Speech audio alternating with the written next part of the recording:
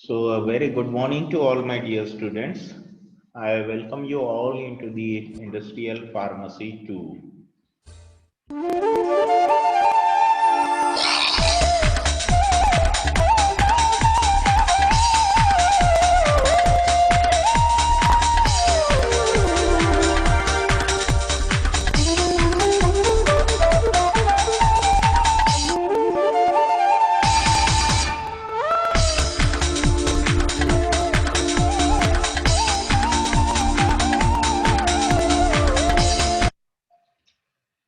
Dear student, we are studying the regulatory affairs.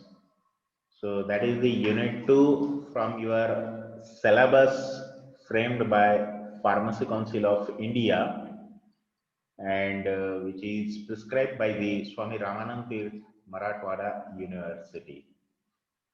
Now, in regulatory affair, today we will going to discuss the some of the general considerations that are associated with the IND application process or the IND. Now, what IND is? IND is nothing but the investigational new drugs. So, dear students, before going on any kind of general discussions, we will just go through our slides that are associated with this. And as far as the details are concerned, we will going to move through the some of the contents. These contents will be divided into the four different parts, 4 to 5 different parts. In that, the very first part that is associated with the introductory details, second part that is associated with the phases of the clinical trials of the investigational new drugs, part 3 that is associated with the IND requirement, and part 4 that is associated with the responsibilities in case of the new drugs, and part 5 that is nothing but the summary, that is the overall of what the processes that are going to be happening from part 1 to part 4. Now the part 1 that will deals with that of the definition of an investigational product, which products are said to be the investigational, which products are said to be the investigational new drugs, the definition of these two, the labeling of investigational new drugs, how the investigational new drugs these are going to be controlled, how these are promoted, and how these are going to be charged. The phases of the clinical trial, as before this in our lectures, several times we had gone through the different phases of the clinical trials. These are 4 different phases: phase 1, phase 2, phase 3, and the phase 4, which will ensure the safety, which will ensure the safety efficacy, which will ensure the safety efficacy in larger population, and which will ensure the therapeutic usefulness. Then the investigational new drug requirement, that means what information that must be provided in the IND application when an IND that will goes into effect, the different exemptions from the studies that are lawfully marketed for the drugs, the amendment protocols for the IND, the safety reports, and the information amendment and the annual reports related with the IND. As far as the responsibility part of the IND is concerned, that is associated with the sponsors and that is associated with the investigators. So without wasting a single minute, we will go through the very first slide, and all these are the references that we had gone through while collecting the details associated with this particular topic. So the very first, that is the general considerations.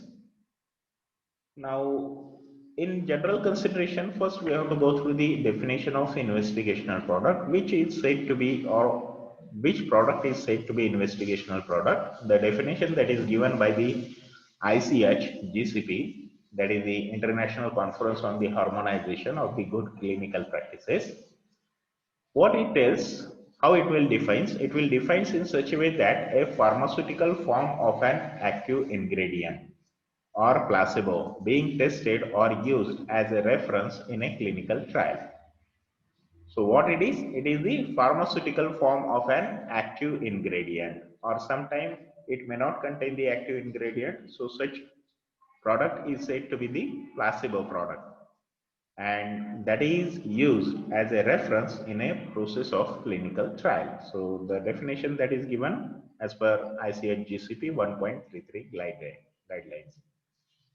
So this may include a marketed product that is being used in a different form than the one it was approved for, or a marketed product being used for an unapproved or new indication. That means it is the product which the one that was approved, or sometime it has been marketed product and used as an unapproved or the new indication, or for new uses, or in case of new disease or disorder. Next is the investigational new drug. What it is and what is its definition. The CFR, that is the Code of Federal Regulation, it will define an investigational new drug as a new drug or a biological drug that is used in a clinical investigation. So what it is? Investigational new drug is what? It is a new drug. It is a new biological drug that is going to be used in clinical investigation. In the US Food and Drug Administration regulations, an investigational new drug is any substance, such as a drug, a vaccine, or other biological product for which FDA approval is being sought, right? So the drug to which FDA approval that is already sought, already received, such drugs are said to be the investigational new drugs.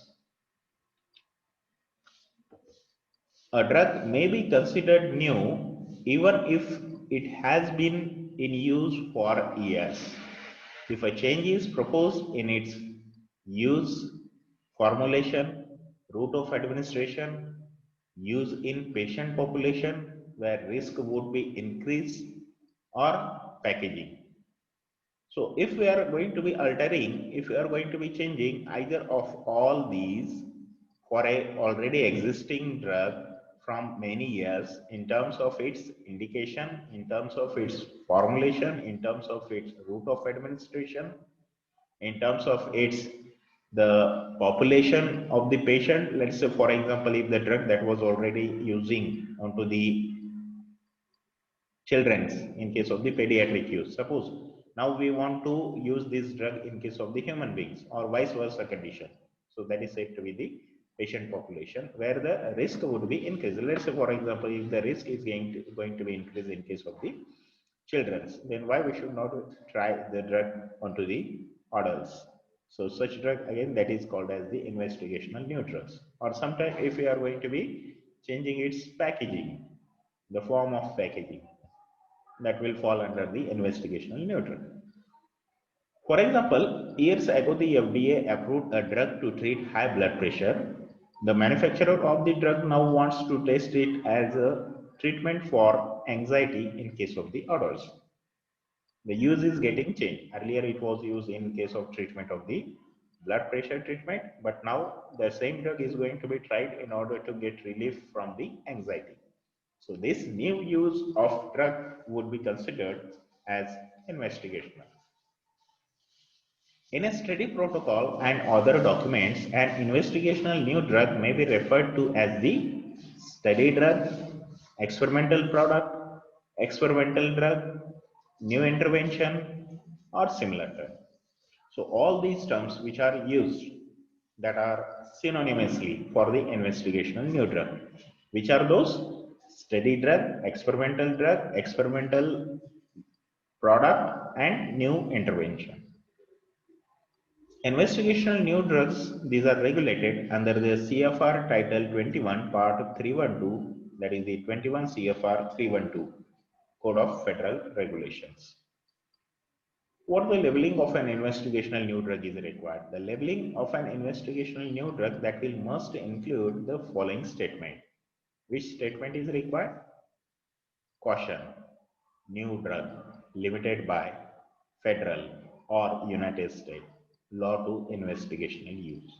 So this instruction is necessary, that is to be mentioned onto the investigational new drug. What instruction? The caution new drug limited by federal or United States law to investigational use. That must not be false or misleading and should not imply that the drug is safe or effective for the investigational purpose. So we should not imply that the drug, or we should not make any kind of false or the misleading claims as far as the use of drug is concerned, that it is safe, it is effective, likewise. How the investigational new drugs these are going to be controlled?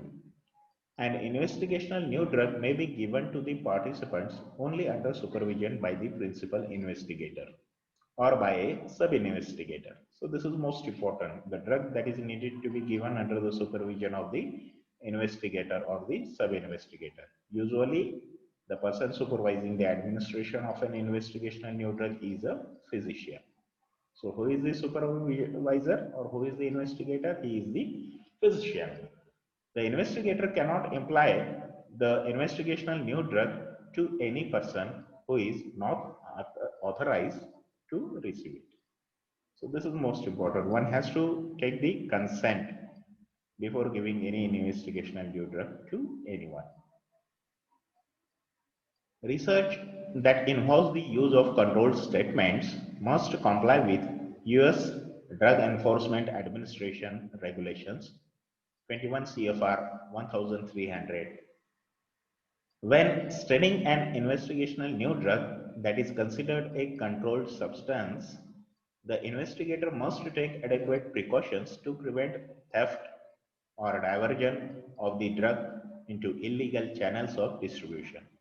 Such precautions include storing the investigational new drug in a securely locked, substantially constructed cabinet or other securely locked, substantially constructed enclosures, access to which is limited. That means if the drug that is new, so new drug that its control that should be strictly under supervision, under controlled manner.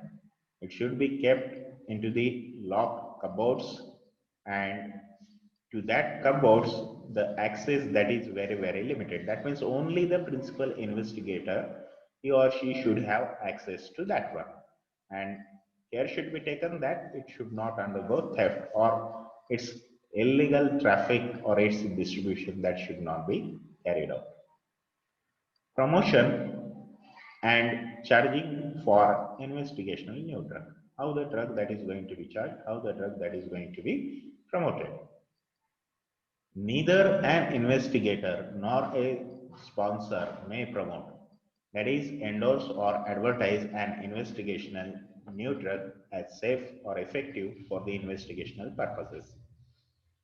So no one is authorized to go for promoting any kind of the investigational new drug, whether he or she may be sponsorer, whether he or she may be principal investigator. These are not permitted for the process of promotion and other things. And investigational new drug cannot be distributed commercially or in a test market. That should not be distributed, that should not be brought into the market. Only that should be under the supervision of the physician. An investigational cannot be prolonged after finding that the result of the investigational appear to establish sufficient data to support a marketing application. So once the study outcomes, once the study objectives are achieved, as far as finding, as far as getting the results of an drug are concerned, then the drug that cannot be used for further more time. In other words, if there is good evidence that the investigational new drug is safe and effective, the study should be stopped and no other participants enrolled, right? Once it has been observed that this drug is safe and effective, the study that is needed to be stopped there only, because the purpose is only of clinical trials to ensure the safety and the effectiveness. Charging for an investigational new drug in a clinical trial is not permitted without approval from the FDA unless the drug is being provided for treatment use.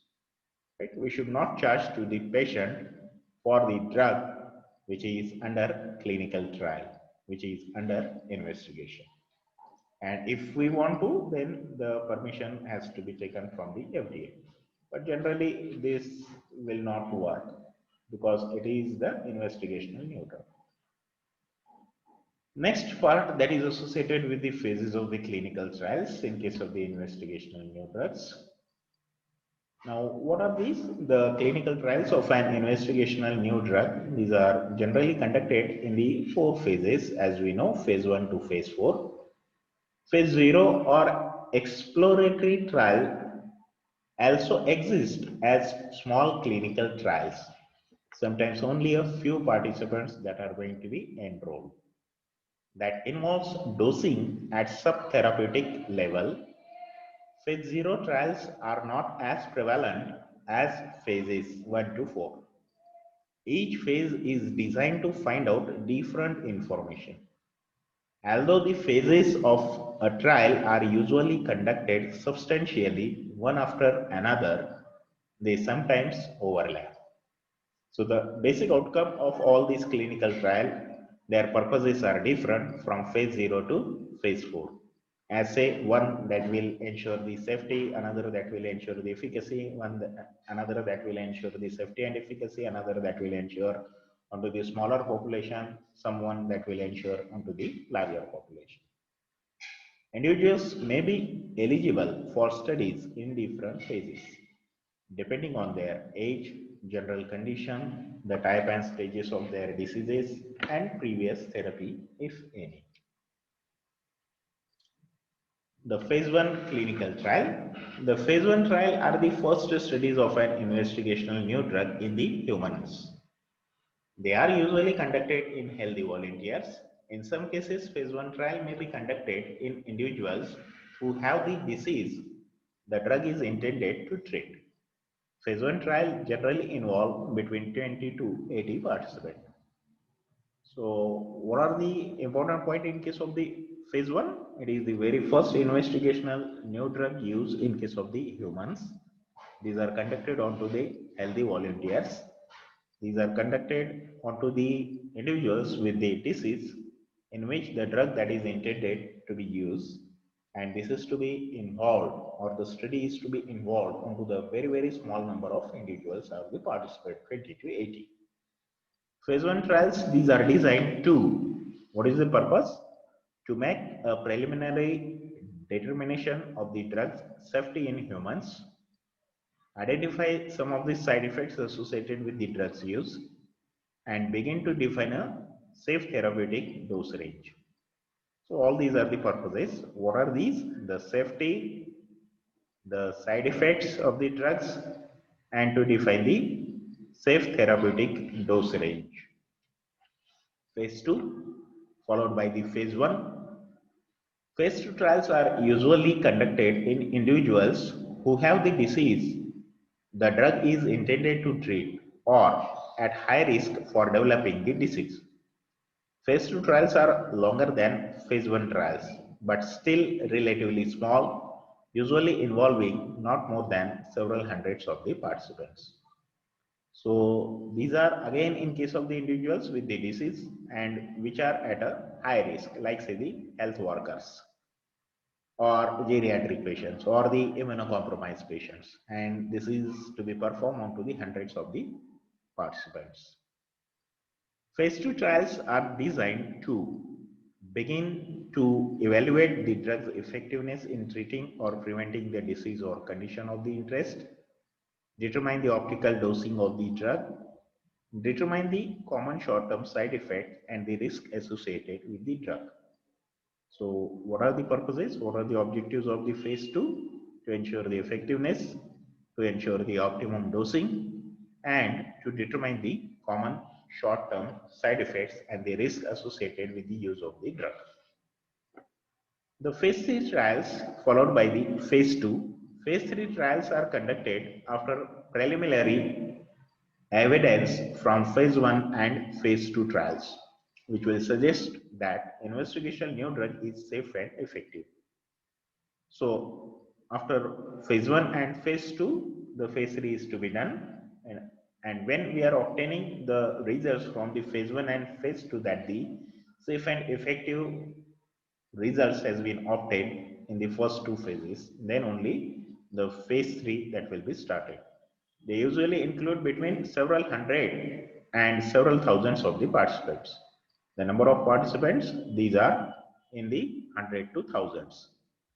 Phase 3 trials are designed to gather additional information about the drug's safety and effectiveness to evaluate whether its benefit that will outweigh its risk. That means the benefits are more and the risks are less, and that will ensure or that will be performed in order to collect information about the safety and effectiveness. It is performed to compare it to other commonly used treatments for the same condition if available, or compared to a placebo. These studies can be performed in a blinded manner. That will be evaluating the interaction with other treatment that may be used at the same time as the investigational new drug, which will provide adequate information to determine the indication for which the drug will be labeled if it is approved for marketing, as well as any limitations on the drug's use that should be tested in the labeling. Let us say, for example, if there were insufficient information to show that a drug can be safely given to children, the labeling that would restrict the drug's use to the adults. Phase 4 followed by the phase 3. Phase 4 trials are conducted after the drug or treatment has been approved for marketing. So these are the post-marketing surveillance. These are designed to continue testing the drug or treatment to collect additional short-term safety information. Collect information after the drug of the effect of the drug or treatment in various populations, and to collect information about side effects associated with the long-term use of the drug. Then the investigational new drug application. A sponsor who wishes to conduct a clinical trials that involves an investigational new drug must submit an investigational new drug application, that is IND, to the FDA. In IND studies, the IND holder is considered to be the sponsor. Information that must be provided in an IND. What information should be provided? The information that must be provided that include the following information: the identity and contact information of the sponsor and the phases or the phase of the trial, a commitment that an institutional review board will be responsible for initial and continuing review of the trial, the name of the drug, list of its active ingredients and its doses, and the route of administration. The objective and planned duration of the proposed clinical trials. A brief description of the plan for investigating the drug that must include the reasoning behind the drug of the study or the study, the indications or indication that is to be studied, the kinds of clinical trials to be conducted in the first year after the IND submission, the estimated number of patients who will be given the drug in the clinical trials or trial, and any risk, any serious risk that are anticipated on the basis of animal studies or previous human studies of the drug or related drug. So all these information that is needed to be furnished. For most trials, a copy of the investigator's brochure, a protocol for each planned study, the identities and qualifications of all investigators that is needed to be provided. The criteria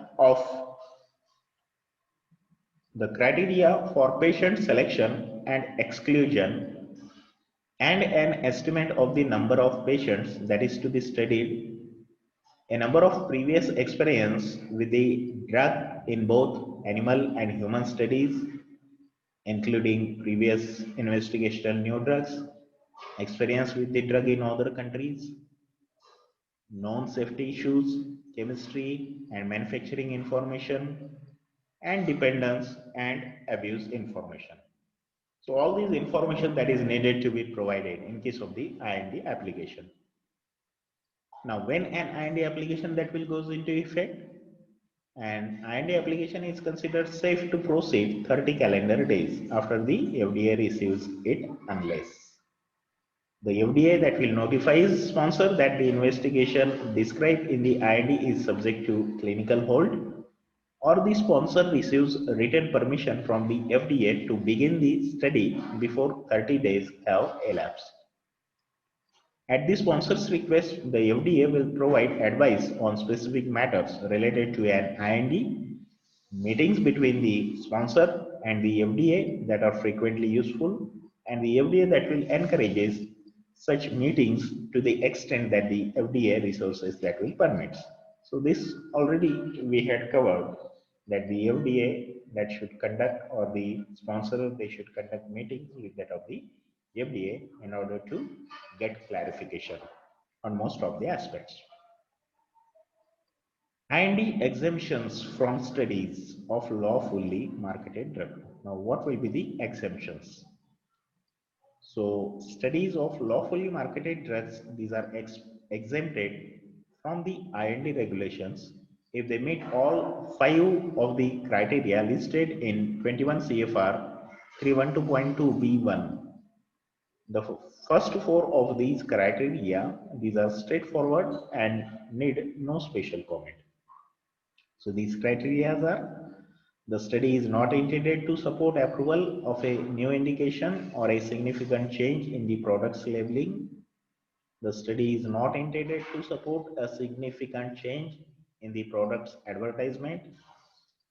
The study is conducted in compliance with the Institutional Review Board and informed consent regulations. The study will not be used to promote non-approved indications. The final criterion, however, requires the interpretation.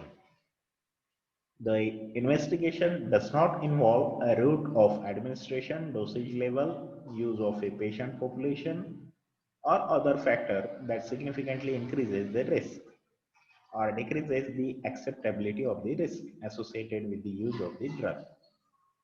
It is the investigator's responsibility to determine whether an investigational new drug is necessary for a study that involves a marketing drug. A clinical question in determining whether such a study is exempt from investigational new drug regulation is whether the study significantly increases the risk or associated with the use of the drug. If an investigator is quite sure that the drug study does not require an investigational new drug, he or she can simply not submit an IND application.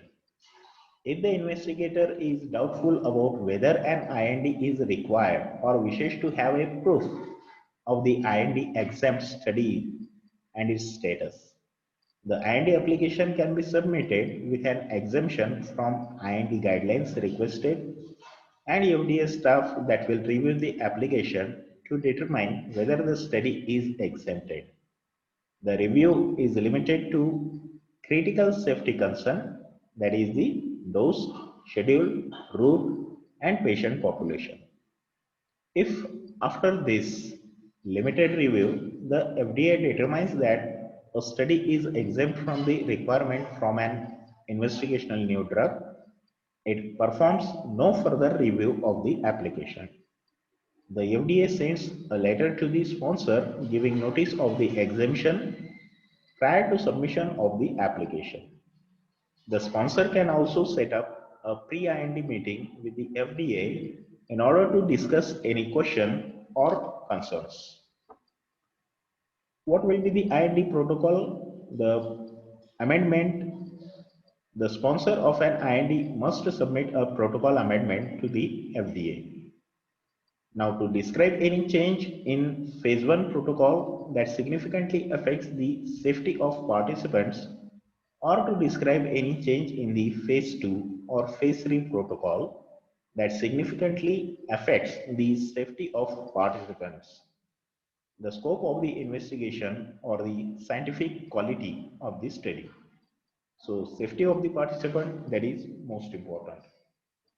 The following are the examples of the changes that would require the submission of a protocol amendment to the FDA: an increase in drug dosage or in the duration of the participant's exposure to the drug, a significant change in the study design, such as addition or elimination of a control group, the addition of a new test or procedure to improve monitoring for or to reduce the risk of an adverse event, or the dropping of a test intended to monitor safety. The protocol amendment can be implicated at study sites after the amended protocol has been submitted to and approved by the reviewing institutional review board and submitted to the FDA. A protocol change that is intended to eliminate an apparent immediate hazard to participants that may be implemented immediately, provided that the FDA is subsequently notified of the change by the protocol amendment, and the reviewing IRB is also notified of the change in accordance with the IRB's rule. What will be the IND safety rules, IND safety reports? The sponsors must promptly review and investigate all information they receive relevant to the safety of an investigational new drug. So that is received from any source, foreign or direct, including information derived from clinical or epidemiological studies, animal studies, commercial marketing experience, reports in the scientific literature, unpublished scientific papers, and reports from foreign regulatory authorities. The sponsor must notify the FDA of any unexpected, fatal, or life-threatening experiences associated with the use of the drug as soon as possible, but not later than 7 calendar days after the sponsor's initial receipt of the information. Sponsors must provide written notification to the FDA and to all investigators participating in a trial within 15 calendar days of any adverse event that is both serious and unexpected and reasonably likely to have been caused by the investigational new drug. Subsequent appropriate follow-up information that must also be submitted as it becomes available. The sponsor must also provide a written notification of any finding from the tests in laboratory animals that suggest a significant risk for human participants. The written notification that must be provided as soon as possible and no later than 15 calendar days after the sponsor receives the information. So,